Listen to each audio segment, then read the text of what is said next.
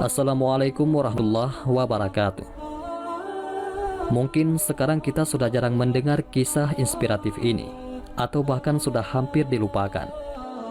Ini adalah kisah tentang bagaimana keteguhan dan keyakinannya menjadikan seorang perempuan mulia di sisi Allah Subhanahu wa Ta'ala. Dialah Siti Masyitoh yang hidup pada zaman Fir'aun dan sekaligus menjadi pelayan yang mengurus anak-anaknya Fir'aun.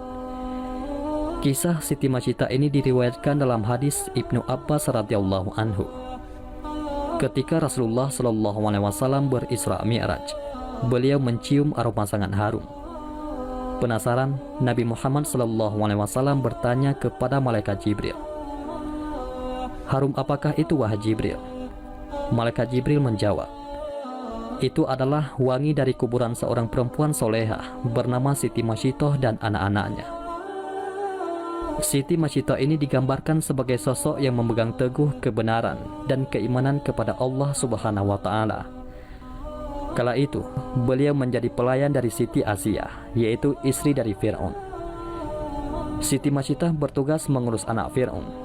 Seorang lagi yang dekat dengan Siti Masyitoh bernama Hazakil.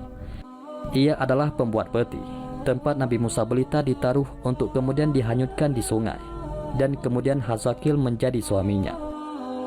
Siti Masyitoh dan suaminya ini sudah beriman pada Nabi Musa, namun mereka menyembunyikan dari Fir'aun. Namun suatu ketika, Masyitoh menemukan suaminya telah meninggal dengan cara mengenaskan, yang ternyata dibunuh oleh Fir'aun karena ketahuan sebagai pengikut Nabi Musa alaihissalam. Siti Masyitoh sangat sedih melihat kondisi suaminya, namun beliau bersabar dan berserah diri kepada Allah. Beliau berkeluh kesah ke istri Fir'aun, yaitu Siti Asiyah. Sang istri raja ini pun memberikan nasihat agar Masyitoh dan anak-anaknya sabar. Namun, beliau bisa membaca isyarat dari Siti Masyitoh yang beriman kepada Allah. Di akhir nasihatnya, Asiyah mengatakan bahwa selama ini dia juga beriman kepada Allah, tapi menyembunyikan di hadapan suaminya. Sepeninggalan suaminya, seperti biasa, Masyitoh menjalankan tugasnya sebagai perias putri Fir'aun. Ada kisah sepele, tapi berdampak besar. Gara-gara sisir yang terjatuh, akhirnya terungkap jati diri Masyitoh. Saat itu Masyitoh sedang menyisir rambut anak Fir'aun. Tiba-tiba sisir dalam genggamannya terjatuh. Ketika mengambil lagi sisir tersebut, bibirnya refleks mengucap Bismillah. Ucapan itu membuat anak Fir'aun terkejut. "Apakah ucapan yang kamu maksud adalah bapakku?" tanya anak Fir'aun. Siti Masyitoh dengan jujur mengatakan bahwa maksud kata itu ialah Tuhan sesungguhnya, bukan ditujukan untuk Fir'aun, yaitu Rabbku, juga Rabb ayahmu, yaitu Allah, karena tiada Tuhan selain Allah, kata Siti Masyitoh. Jawaban itu membuat anak Fir'aun tersinggung, berarti ada Tuhan lain kecuali bapaknya. Anak Fir'aun itu mengancam melaporkan keyakinan Masyitoh tersebut kepada bapaknya. Namun Masyitoh tak gentar, karena ia yakin Allah adalah Tuhan yang sebenarnya, bukan Fir'aun. Laporan anaknya membuat Fir'aun murka. Ia tidak menyangka pengasuh anaknya adalah pengikut Nabi Musa. Masyitoh dipanggil, lalu ditanya oleh Fir'aun, "Apakah benar apa yang disampaikan anakku? Siapakah Tuhan yang engkau sembah selama ini?" Masyitoh tidak mengelak tuduhan itu. Dengan tegas ia mengatakan, "Betul bahwa tiada Tuhan selain Allah yang sesungguhnya menguasai alam dan isinya." Jawaban itu membuat Fir'aun semakin marah. Dia memerintahkan para pengawal menyiapkan minyak mendidih di dalam tembaga besar.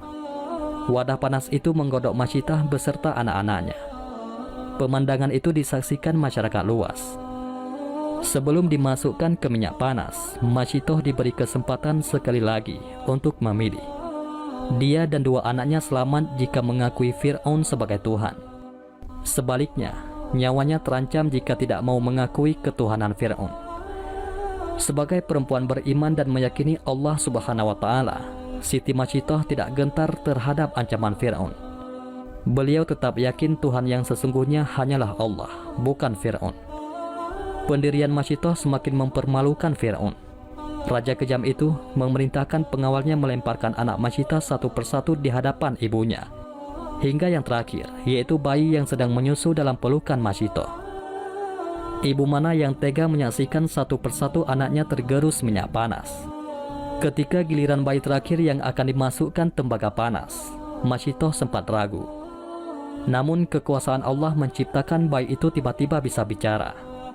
Jangan takut dan sangsi wahai ibuku, karena kematian kita akan mendapat ganjaran dari Allah Ta'ala, dan pintu surga akan terbuka menanti kedatangan kita. Riwayat lain, bayi Masito meyakinkan ibunya, sabarlah wahai ibuku, sesungguhnya kita dalam pihak yang benar. Wahai ibu, masuklah, karena sesungguhnya siksa dunia lebih ringan daripada siksa akhirat. Hadis riwayat Imam Ahmad. Kekuatan anaknya membuat keraguan Masito hilang. Dengan yakin dan ikhlas kepada Allah, Masito membaca, Bismillahi tawakkaltu ala Allah, wallahu akbar. Siti Masito dan bayinya terjun ke minyak mendidih. Dan ajaibnya, begitu minyak panas menggerus raga orang-orang istiqamah itu, tercium wangi yang sangat harum dari dalam kuali. Allah telah membuktikan kepada hamba-hambanya yang istiqamah. Ketika Masito dan anak-anaknya dilemparkan satu persatu ke periuk, Allah terlebih dahulu mencabut nyawa mereka, sehingga mereka tidak merasakan panasnya minyak mendidih. Tulang belulang Masito bersama anak-anaknya dikuburkan di suatu tempat hingga mengeluarkan wangi yang sangat harum. Aroma itu tercium oleh Rasulullah ketika perjalanan Isra Mi'raj. Itulah kuburan Masito bersama anak-anaknya, kata malaikat Jibril alaihissalam. Demikianlah kisah seorang perempuan solehah bernama Siti Masito yang tetap teguh memegang keimanannya walaupun dihadapkan pada bahaya yang akan merenggut nyawanya dan keluarganya. Dan Allah Subhanahu wa Ta'ala pun memuliakannya. Wallahu a'lam bishawab. Mudah-mudahan ini semua bermanfaat. Assalamualaikum warahmatullahi wabarakatuh.